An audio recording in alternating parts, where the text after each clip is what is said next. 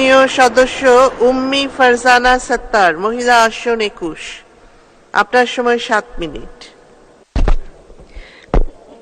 মাননীয় স্পিকার, আপনাকে ধন্যবাদ। বক্তব্যের শুরুতে আমি গভীর শ্রদ্ধার সাথে স্মরণ করছি সর্বকালের সর্বশ্রেষ্ঠ বাঙালি জাতির পিতা বঙ্গবন্ধু শেখ মুজিবুর রহমানকে। স্মরণ করছি 1975 সালের 15 আগস্টের কালোরাতে শাহাদত বরণকারী সকল শহীদদের, জাতীয় 4 নেতা সহ সকল বীর মুক্তিযোদ্ধা ও শহীদদের। মাননীয় স্পিকার, বাজেটে সাধারণ মানুষের আশা আকাঙ্ক্ষার প্রতিফলন ঘটে থাকে, তবে এর সাথে দেশের আর্থিক সক্ষমতাও জড়িত। 1972 সালের 30 জুন 786 কোটি টাকার বাজেট ঘোষণা করার মাধ্যমে যুদ্ধে ধ্বংসপ্রাপ্ত প্রায় শূন্য অর্থনীতির একটি দেশকে গড়ার সংগ্রাম শুরু করেছিলেন জাতির পিতা বঙ্গবন্ধু শেখ মুজিবুর রহমান। কিন্তু স্বাধীনতার শত্রুরা দেশের অগ্রযাত্রা রুখে দিতে 1975 সালের 15 আগস্টের কালো রাতে সপরিবারে আমাদের জাতির পিতাকে হত্যা করেন। অতঃপর দীর্ঘ 21 বছরের লড়াই সংগ্রাম ও রক্তের বিনিময়ে 1996 সালে দেশে গণতন্ত্র পুনঃপ্রতিষ্ঠিত হয়। দেশের উন্নয়ন অগ্রযাত্রায় দ্বিতীয়বার বিপ্লব শুরু করেন গণতন্ত্রের মানুষকন্যা জননেত্রী শেখ হাসিনা। কিন্তু 2001 থেকে 2008 পর্যন্ত আবার উল্টো পথে যাত্রা করে বাংলাদেশ। মাননীয় প্রধানমন্ত্রী শেখ হাসিনা যখন 2009 সালে আবার ক্ষমতায় গ্রহণ করেন, তখন বিশ্বজুড়ে অর্থনৈতিক মন্দা বিরাজ করছিল। কিন্তু আমাদের প্রাণপ্রিয় নেত্রীর বলিষ্ঠ ও দূরদর্শী নেতৃত্বে বাংলাদেশের অর্থনৈতিক মন্দার পরিবর্তে অর্থনৈতিক অগ্রগতির সূচনা হয়েছিল। স্বাধীনতার পর উত্থাপিত 786 কোটি টাকার বাজেট আজ দাঁড়িয়েছে 7,97,000 কোটি টাকায়, যা দেশের ইতিহাসে সবচেয়ে বড় বাজেট। বঙ্গবন্ধুর সোনার বাংলা বিনির্মাণে দেশরত্ন শেখ হাসিনার নেতৃত্বে সকল সীমাবদ্ধতা ও প্রতিকূলতা কাটিয়ে বাংলাদেশ এগিয়ে যাচ্ছে। করোনা মহামারীর মতো দুর্যোগকালেও সারা বিশ্বের অর্থনীতি যখন টালমাটাল ছিল, তখনও অগ্রযাত্রার পথ থেকে বাংলাদেশ পিছিয়ে যায়নি। ইউক্রেন যুদ্ধের ফলে বিশ্বের সব দেশে প্রবৃদ্ধি হ্রাস, মূল্যস্ফীতির বৃদ্ধি ও নিত্য প্রয়োজনীয় পণ্যের মূল্য বৃদ্ধি সহ উন্নয়ন কার্যক্রম ব্যাহত হলেও বাংলাদেশের অর্থনীতিতে তুলনামূলকভাবে অনেক কম প্রভাব পড়েছে। বিভিন্ন মেগা প্রকল্প সহ উন্নয়ন কার্যক্রম চলমান ছিল, যা সারা বিশ্বের দৃষ্টি আকর্ষণ করেছে।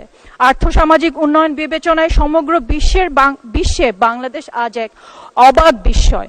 আধুনিক যুগোপযোগী ও দূরদর্শী চিন্তা ভাবনা থেকে প্রণীত বাজেট এক্ষেত্রে বিশেষ ভূমিকা পালন করেছে। মাননীয় স্পিকার, এবারের বাজেটের বিশেষত্ব হচ্ছে এতে রাজস্ব নীতি, মুদ্রানীতি ও বাজার ভিত্তিক সুদের হারের মধ্যে একটি সমন্বয় করা হয়েছে। সামাজিক সুরক্ষার কর্মসূচি যাতে নির্দিষ্ট জনগোষ্ঠীর কাছে যায়, বাজেটে সে চেষ্টাও করা হয়েছে। এই বাজেটে সামাজিক নিরাপত্তা কার্যক্রম ও দারিদ্র্য নিরসনের মোট বরাদ্দ বাড়ানো হয়েছে প্রায় 10,000 কোটি টাকা। বর্তমানে বয়স্ক ভাতা, বিধবা ভাতা সহ সারা দেশে মোট 1,39,00,000-এরও বেশি উপকারভোগীরা সামাজিক নিরাপত্তা কর্মসূচির আওতায় মাসিক ভাতা পাচ্ছেন। প্রস্তাবিত বাজেটে আরও 8 লাখকে নতুন করে যুক্ত করা হয়েছে। ভাতাপ্রাপ্ত বিধবা ও স্বামী পরিত্যক্ত মহিলার সংখ্যা 25,75,000 থেকে বাড়িয়ে 27,75,000-এ উন্নীত করা হয়েছে। প্রতিবন্ধী শিক্ষার্থীদের জন্য উচ্চ মাধ্যমিক স্তরের উপবৃত্তির হার 950 টাকা থেকে বাড়িয়ে 1,050 টাকায় উন্নীত করা হয়েছে। তৃতীয় লিঙ্গের জনগোষ্ঠীর জীবনমানের উন্নয়নে 12,629 জনকে ভাতার আওতায় আনার প্রস্তাবনা রাখা হয়েছে। মা ও শিশু সহায়তা কার্যক্রমের আওতা উপকারভোগীর সংখ্যা 16,55,280 জনে উন্নীত করা হয়েছে। বাজেটে নিত্য প্রয়োজনীয় পণ্যের দাম নিয়ন্ত্রণে রাখতে শুল্ক সুবিধা প্রদান করা হয়েছে। কৃষির মতো বেসিক পণ্য উৎপাদনের ক্ষেত্রে প্রয়োজনীয় আমদানি শুল্ক হার কমানো হয়েছে। সারের ভর্তুকি রাখা হয়েছে। কৃষি যান্ত্রিকরণে প্রণোদনা দেওয়া হয়েছে। এবারের বাজেটে মূল্যস্ফীতির লক্ষ্যমাত্রা নির্ধারণ করা হয়েছে 6.5%। স্বল্পোন্নত দেশ বা এলডিসি তালিকা থেকে বাংলাদেশ বেরিয়ে যাবে, এবারের বাজেটে সেটি স্মরণ করিয়ে দেওয়া হয়েছে। মাননীয় স্পিকার, বর্তমানে টিসিবির মাধ্যমে সুলভ মূল্যে নিত্য প্রয়োজনীয় পণ্য পাচ্ছে 1 কোটির বেশি পরিবার, প্রান্তিক জনগোষ্ঠীর জন্য যা একটি যুগান্তকারী পদক্ষেপ। বৈশ্বিক সংকটের প্রভাবে সৃষ্ট মূল্যস্ফীতি ও দ্রব্যমূল্যের বৃদ্ধির কারণে আমাদের মধ্যবিত্ত শ্রেণী কিছুটা সংকটে রয়েছে। টিসিবির মাধ্যমে ন্যায্য মূল্যে নিত্য প্রয়োজনীয় পণ্য প্রাপ্তির আওতা আরও বৃদ্ধি করা গেলে আমাদের মধ্যবিত্ত শ্রেণীকে এ সামাজিক নিরাপত্তা বেষ্টনীর আওতায় আনা যাবে। সরকার কৃষকদের কাছ থেকে চাল ক্রয় করে থাকে, এর ফলে উপকৃত হচ্ছেন লাখ লাখ চাষি।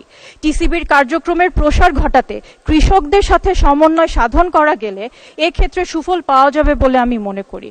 মধ্যবিত্ত শ্রেণীর স্বার্থ বিবেচনা করে এবং একই সাথে পেনশন স্কিমকে উৎসাহিত করতে প্রান্তিক জনগোষ্ঠীর পাশাপাশি পেনশনের আওতাধীন মধ্যবিত্ত শ্রেণীর জন্য টিসিবির মাধ্যমে নিত্য প্রয়োজনীয় পণ্য ক্রয়ের সুযোগ সৃষ্টি করা যায় কিনা তা বিবেচনার জন্য বিশেষ অনুরোধ জানাচ্ছি। এর ফলে মধ্যবিত্তরা উপকৃত হবে, একই সঙ্গে পেনশন স্কিমের পরিসর বৃদ্ধি পাবে, যা পক্ষান্তরে দেশের অর্থনীতির ভিত মজবুত করবেন। মাননীয় স্পিকার, বাজেট পেশ হতে না হতে অনেককেই অনেক কথা বলতে শুনলাম, কিন্তু আমরা যদি বিবেক জাগ্রত করে চিন্তা করি তাহলে দেখব অবোধপূর্ব অবকাঠামোগত উন্নয়ন, জীবনযাত্রার মান বৃদ্ধি, দারিদ্র্য হ্রাস, মাথাপিছু আয় বৃদ্ধি সহ বাংলাদেশের সার্বিক উন্নয়ন ও অগ্রযাত্রার দৃশ্য। এই উন্নয়ন ও সমৃদ্ধির নেপথ্যে রয়েছে দেশরত্ন শেখ হাসিনা সরকারের পেশ করা বাস্তবায়নযোগ্য 21টি সফল বাজেট। যে কোনো অর্থনীতিবিদ অবশ্যই স্বীকার করবেন যে বিশ্বনেত্রী শেখ হাসিনার নেতৃত্বে পরিচালিত বাংলাদেশ গুটি কয়েকটি দেশের একটি, যেখানে দরিদ্র, অসহায়, নিম্নবিত্ত, মধ্যবিত্ত ও আপামর জনগণের কল্যাণের কথা বিবেচনা করে গণমুখী বাজেট প্রণয়ন করা হয়। এর মাধ্যমে হয়তো ধনী ও উচ্চবিত্তদের স্বার্থ রক্ষা হয় না, এলিটরা সন্তুষ্ট হয় না, কিন্তু দেশের কৃষক, শ্রমিক, দিনমজুর, ছাত্র, যুবক, দরিদ্র, অসহায় ও প্রান্তিক জনগোষ্ঠীর দুঃখ কষ্ট লাঘবের সর্বোচ্চ চেষ্টা করা হয়।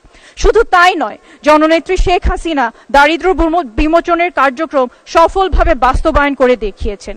আমি জানি না বাংলাদেশের মতো অন্য কোনো উন্নয়নশীল দেশের নেতা বলতে পারবেন কিনা একজন মানুষও গৃহহীন, ভূমিহীন থাকবে না, কিন্তু আমাদের প্রধানমন্ত্রী তা বলেছেন এবং সাফল্যের সাথে সারা বিশ্বের কাছে বাস্তবায়নের দৃষ্টান্ত স্থাপন করেছেন। দেশরত্ন শেখ হাসিনার অনেক প্রকল্প, পদক্ষেপ ও কার্যক্রমের মডেল বিশ্বের অনেক দেশ গ্রহণ করেছে। মাননীয় স্পিকার, আইনের শাসন ও ন্যায় বিচার প্রতিষ্ঠা করা মাননীয় প্রধানমন্ত্রীর অঙ্গীকার এবং এই লক্ষ্যে তিনি এবং তার নেতৃত্বে মাননীয় আইনমন্ত্রী অসামান্য অবদান রেখেছেন। মাননীয় স্পিকার, আমাকে 2 মিনিট বাড়িয়ে দিন। 2 মিনিট।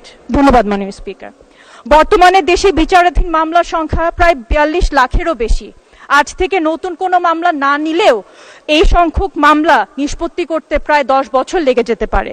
একজন আইনজীবী হিসেবে আমি দেখেছি লিটিগেশন এবং আরবিট্রেশন বছরের পর বছর ধরে চলে, যা বেশ ব্যয়বহুল হয়ে যায়। সম্প্রতি বাংলাদেশের একটি গুরুত্বপূর্ণ মেগা প্রজেক্ট এলিভেটেড এক্সপ্রেসওয়ের নির্মাণ কাজ প্রায় বন্ধ হয়ে গিয়েছিল দুটি কোম্পানির বিরোধের জন্য। অ্যাপেলেট ডিভিশনে এই মামলাটি গেলে আমাদের মাননীয় প্রধান বিচারপতি অগ্রণী ভূমিকা পালন করে মামলাটি দ্রুত নিষ্পত্তি করে দেন দেশের স্বার্থকে প্রাধান্য দিয়ে। মাননীয় স্পিকার, দেশে বিদেশি বিনিয়োগ সহ গোটা অর্থনীতি আইনের শাসনের সাথে সরাসরি সম্পৃক্ত। দ্রুত ও কার্যকরী বিচার ব্যবস্থা থাকলে দেশে বিদেশি কোম্পানিদের বিনিয়োগ বাড়ানো যাবে। তাই দ্রুত বিরোধ নিষ্পত্তির জন্য একটি মিডিয়েশন অ্যাক্ট এবং মিডিয়েশন সেন্টার করা এখন সময়ের দাবি। স্মার্ট বাংলাদেশের জন্য একটি স্মার্ট জুডিশিয়াল সিস্টেম প্রয়োজন। আমি আপনার মাধ্যমে মাননীয় প্রধানমন্ত্রী ও মাননীয় আইনমন্ত্রীকে তা বিবেচনার জন্য বিশেষ অনুরোধ জানাচ্ছি। মাননীয় স্পিকার, পরিশেষে আমি ঈশ্বরগঞ্জ উপজেলা নিয়ে কিছু বলতে চাই। ঈশ্বরগঞ্জ উপজেলা একটি ঘনবসতিপূর্ণ উপজেলা, যেখানে বিপুল সংখ্যক দুস্থ তবে কর্মক্ষম মহিলা রয়েছে। তাদেরকে বিভিন্ন ট্রেডে প্রশিক্ষণ দিয়ে স্বল্প সুদে বিনা জামানতের ঋণ দিতে পারলে তারা এক একজন উদ্যোক্তা হবে, স্বাবলম্বী হবে এবং আত্মনির্ভরশীল হবে। তাই আমি তাদের জন্য একটি আন্তর্জাতিক মানসম্পন্ন প্রশিক্ষণ কেন্দ্র ঈশ্বরগঞ্জ উপজেলা নির্মাণের জন্য জোর দাবি জানাচ্ছি। 1996 ও 2008 সালে আমার শ্রদ্ধেয় পিতা বীর মুক্তিযোদ্ধা আব্দুস সাত্তার আওয়ামী লীগের সাংসদ নির্বাচিত হয়ে ঈশ্বরগঞ্জ উপজেলার সড়ক, রেল, স্টেশন, ব্রিজ, হসপিটালে যে উন্নয়ন করেছিলেন সেগুলোর সংস্কার বহু বছর হয়নি। সংশ্লিষ্ট মন্ত্রণালয়ের সহযোগিতা এবং দৃষ্টি কামনা করে আমি আমার বক্তব্য শেষ করছি। জয় বাংলা, জয় বঙ্গবন্ধু, জয় হোক শেখ হাসিনার। ধন্যবাদ মাননীয় সদস্য।